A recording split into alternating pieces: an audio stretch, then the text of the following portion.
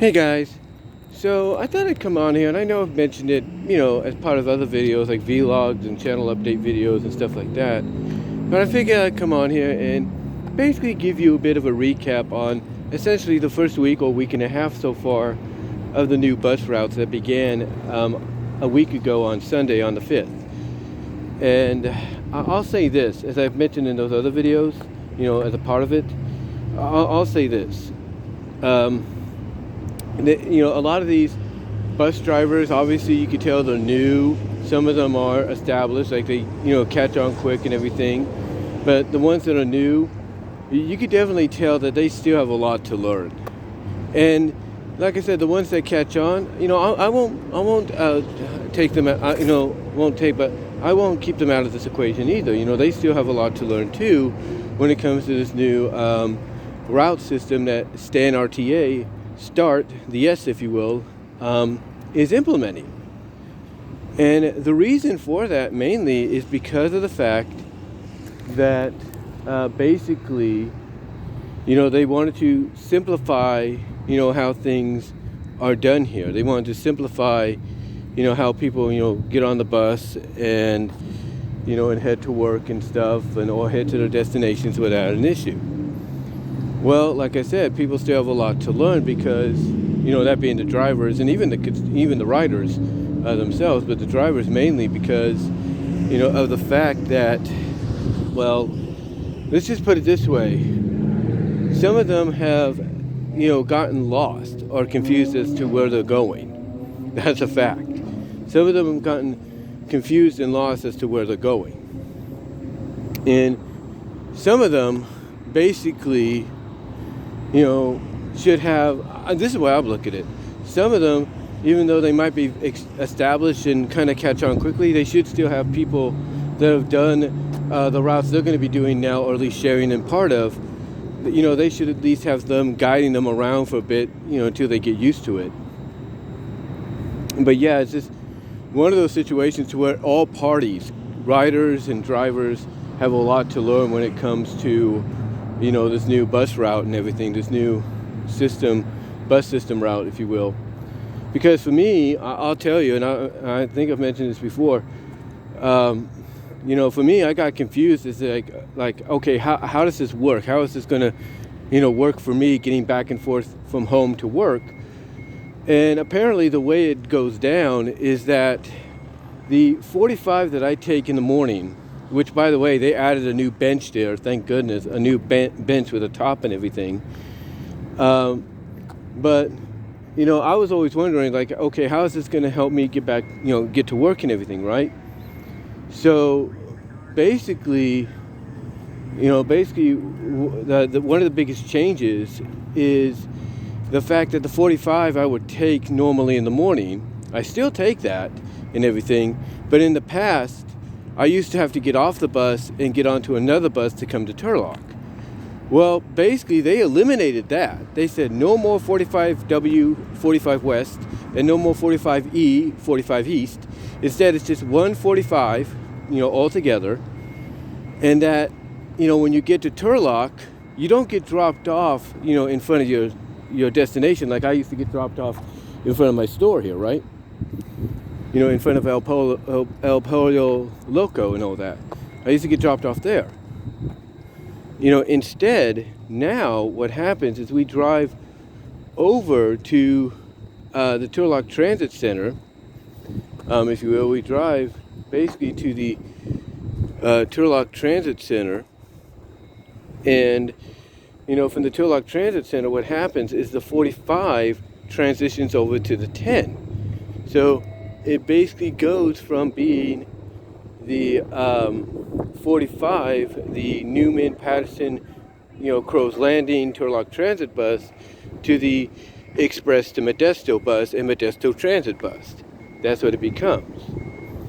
So by becoming that, basically, I still have a way to, I still have a way to get to work. It's just that, I'm basically riding two separate routes to get here. One that I'm, well versed in, and one that basically just continues on to Modesto. Because I think one of the things they probably figured out is, why should we have people transfer from bus to bus when we could just all have it done in one shot. Like instead of, having people transfer from the 45E, coming from Turlock to the 40, to go to Modesto, or or have somebody, transfer from the 45W to the 40 to go to Modesto. It's like, why not just have them transfer in Modesto? It's like, why not just take them to Modesto, so that way, they get it all done in one shot. Even if they have to transfer over to the 40 to get to their destination, why not just do it all in one shot, so it saves them time, that being the riders, and saves us, that being the Stan RTA bus people, time and gas and money. And I guarantee you that gas essentially was one of the main reasons they made this change, because the less money spent on gas, the better, especially with these buses. So yeah, basically it's like, why chance that? Why chance that? At all. Basically, why chance that at all financially, when you could save a little bit of money by kind of making it more simpler, if you will, and efficient. And that's what they've done here. And the way it works for me to get back home is it works two ways. One way it works is basically I take either a Turlock Transit bus, depending on when I get off, or even the 15, depending on when it shows up, because apparently the Turlock Transit bus, which is known as Gear 2, if you will, which stops in front of Chili's across the way, it shows up around 5, or a little around that time. But so does the 15. But I looked one time and I'm thinking, wait a minute, the 15 shows up before, doesn't it, or after? I wasn't sure. So apparently the 15 also shows up at 5 o'clock, or around that time frame. So the way it works out here is, if I can't catch the 15, I can get onto the Turlock Transit Gear 2, spend about $2, or in this case have a free ride this week, and go from there to the transit center, get off the Turlock Transit bus, and then go on to the 45, as soon as it boards. And most of the time when we get up there, the person that's doing the 45 is either at lunch, or the 45 hasn't arrived yet. And that normally means the 45 is probably the 15. And how do I know this? Because one time when I did catch the 15, on that day I did the video in the rain, showing you now where I have to wait and everything for the bus, to try to get home. The 15 basically now, I'm assuming, transfers over and becomes the 45 heading to Patterson, Crow's Landing, and Newman, which I'm cool with. And it looks like the way they have it set up is like those little signs on the front of the bus, the little LED signs on front of the bus, on the front of the bus and the side of the bus, automatically change over. So that way, if you're going to Modesto, you just stay on the bus and it goes from being the 45 to the 10. Or if you're going to Patterson or Newman, and you're on the 15, it automatically switches over to the 45. So, I think that's great. I think that's, a good change. And again, to me, I think it's to help them save some money financially, on gas and everything, as well as repairs, because the less mileage used, the better, and the more money saved. And again, it's more efficient and simpler for them and the consumer to take part in, because that way, they can get to their destinations without an issue. But of course, basically they still have a lot to learn. They really do. They still have a lot to learn and everything, and that being the drivers and the riders. The riders, on the other hand, first of all, they're still learning the new route, like, okay, what bus do we have to take and everything. But mostly, I think all the riders pretty much have it clued in now. Like, oh, okay, I go on this bus, and if I stay on this bus, it'll go to where I have to go. It's just going to change number routes, and that's it. The drivers, on the other hand, some of them that have been doing it for a while will pick up quickly on, okay, okay, I get it. This is what we're doing now. Like, this is the change we're doing. This is the, the route that's, being added on or whatever. They get it. They get it. Even though the established one, the more veteran ones, drivers that is, they might still have a little bit to learn, that. And along with the newer drivers, I think that's where the more established drivers of certain routes should come in and kind of be on the bus with them to be like, okay, this is what you do, this is where you go, give them an idea, of how to, get from point A to point B without an issue. Because there have been several drivers so far that, since this route has started about a week ago, or a little over a week and a half ago, that still have some issues. I mean, last week, I think it was one of the buses I took, I believe it was on a Friday or a Saturday, and it was raining and everything. It was dark and everything was raining. And this is before we hit daylight savings time, by the way. But you can tell we were going into daylight savings time just by, of course, it being a little lighter at times, still a little daylight, even when I got out of work and got on the bus.